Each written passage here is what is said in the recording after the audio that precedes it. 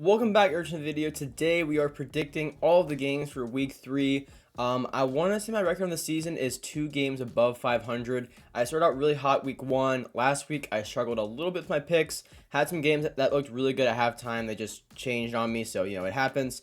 It was a much better week of football though than Week 1 in my opinion. And so to get into our Week 3 picks, Thursday night is 49ers and Giants. I'm picking the 49ers kind of all day here. I don't think the Giants really have a prayer in this game, to be honest with you. I think the Giants are a good team, but they've had to really fight to get a win this year, first off, and really score points. Because they started out, I think, outscored like 60-0 until they finally scored in the Cardinals game. So I think the 49ers are very much better than the Giants, a lot better. I mean, they're a lot of steps ahead of them in kind of always offense and defense. So I have 49ers and probably a big win there by at least 10 points. And then Colts and Ravens. I think this could be a pretty fun game with Lamar versus Richardson, but I think Anthony Richardson's actually going to be out with a concussion, unfortunately, which means Gardner Minshew will be in there, and I'm picking the Ravens. The Ravens have played pretty good football up until this point. I don't expect them to slow down now they're playing the Colts. They just beat the Texans, and now they're playing another division or another team from that division with the Colts, so I have them winning that as well. Next up, we have the Titans and the Browns. I think this could be honestly a pretty good game. I'm going to pick the. I was gonna say Titans because I've already thought about it before, but I don't know, Titans or Browns.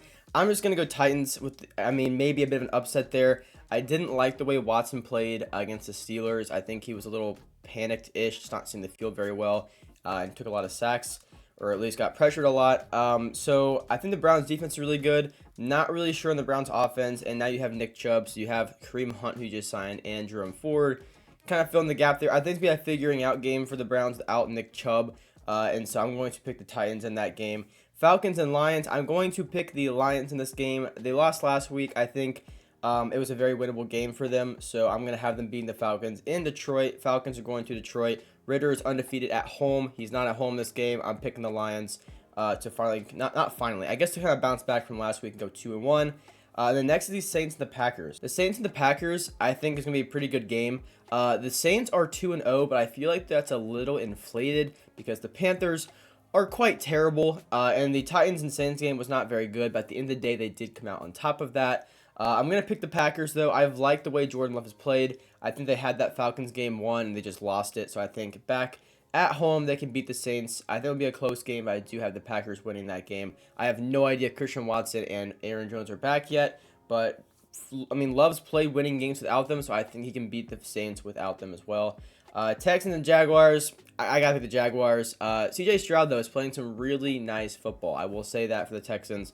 Really like what we've seen from CJ Stroud. Careful with the ball, very accurate. I like it a lot. You're trending in the right direction. It's not going to happen, in one game, in one season. It's going to take a little bit of time, but the steps are there, and Stroud is looking like the real deal for you guys. So hopefully he can continue to build on that. But I'm picking the Jaguars in that one. Then Broncos and Dolphins. I think the Broncos defense can maybe slow down the Dolphins a little bit, but at the end of the day, I think the Dolphins are just a better team. They're going to win. I think it really just comes down to that, to be honest. So I'm going to pick the Dolphins in that. Not too many. There's some games that are really hard to pick, and some that are really, kind of easy to pick, kind of like a freebie almost. Kind of like the Cowboys and Cardinals game when we get down there. But next to the Chargers and the Vikings. So two 0-2 teams that could both very easily not be 0-2. I'm actually going to pick the Vikings in this game with a grand total of 0 defense played among both teams. I think it's going to be a really high-scoring game, probably in the 30s for both teams, but I'm going to pick the Vikings in it. They honestly had the Eagles beat, but they just fumbled the ball. If they didn't fumble, they played pretty well. Kirk Cousins played pretty good, so I'm picking the Vikings in that. Not to say the Chargers have played bad either. I just think the Vikings are going to win it at home Minnesota there. Patriots and Jets. I really don't know what to go with here because, the Jets are just so good, but it's the same spot as last year. You have Zach Wilson. I don't trust Zach Wilson. The Patriots defense is really, really good. Christian Gonzalez is looking like the real deal as a rookie as well. I'm picking the Patriots in that game, getting their first win of the season. The Saints are the Jets are probably going to drop to 1-2. Bills and Commanders. So I'm going to pick the Bills, but I think this game is going to be a lot closer than people might give the Commanders credit for, because Sam Howell looked very good last week against the Broncos, and he brought them back. They were down 21-7, 21-3, something like that. They were down a couple scores, and he brought them back, won by 2 points. So I like the Commanders a lot. I like them all offseason. I think they'll play a good game, but I do think the Bills are going to beat them in the end. And then, yeah, the Panthers and Seahawks. Look, I mean, as of right now, Shaq Thompson out for the year. J.C. Horn out for a long time. Bryce Young today not practicing because of an ankle injury. So I'm out of words for the Panthers, really. Seahawks by a mile, honestly. I mean, as a Panthers fan, the Panthers do not have a prayer against the Seahawks. And it's really just as simple as that. Yeah, so Cowboys and Cardinals is the Cowboys. I'm not even going to spend a lot of time on that game, picking the Cowboys in that.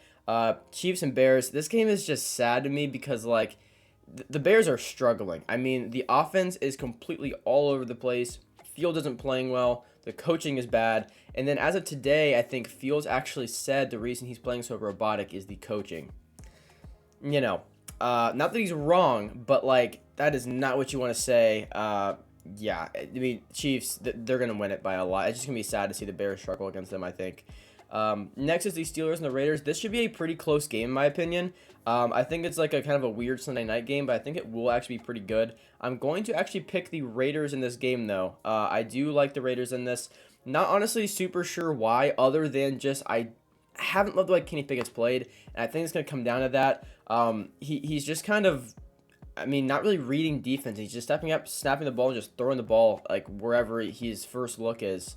I think he's got panicked very easily this year, and a lot of the things we've seen like over the course of last year or in preseason, it's just not really there. So maybe he needs to warm up to like actual game speed again, and then we'll see it. But as of right now, it's just not there for me. So I'm picking the Raiders in that game. And then of course another doubleheader Monday night game. Also, let me know down below how you guys feel about the Monday night doubleheaders being only an hour apart. I feel like if they had one at like 6 and then one at 9 or one at 5, one at 8, it'd be a bit better, but like they overlap so much it's kind of hard to watch both games, I guess. But either way, Eagles and the Buccaneers.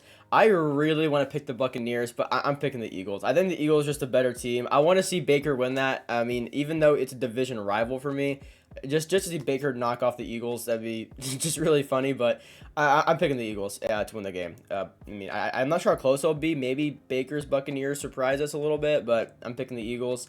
And then the Rams and the Bengals. I'm picking the Rams in this game. Not because I think the Bengals can't bounce back, but I am unsure if Burrow is going to play this week. They said his calf feels better before week 1 too, and like it clearly is bothering him. It bothered him last game. So I am picking the Rams. I like what the Rams have actually done with what little they've had without Cooper Kupp. The Rams are a team that I picked to have one of the worst years this year, and now honestly, you keep this up, you bring Cooper Kupp back, you have a pretty good offense. So a lot of things are possible for the Rams. I am picking them to win in Cincinnati and for the Bengals to drop 0-3. So maybe some surprises in there. Let me know down below what I got right or what I got wrong, what your guys' picks are, what your favorite team is, how they're going to do, all that kind of stuff. Be sure to subscribe to my channel for more Madden and NFL content. I do NFL picks every week. We're going to do power rankings every week, which I've been doing. We're going to continue to do like just random, injury, news updates, all that kind of stuff for NFL. And then Madden, we have gameplays, pack openings, no money spent series, new promo content news, all that kind of stuff. So it's always football content on the channel one way or another. I also just passed 500 subscribers, so thank you guys for all that support. I do really appreciate it. But yeah, that's it for the video. I'll see you guys in the next one. Peace out.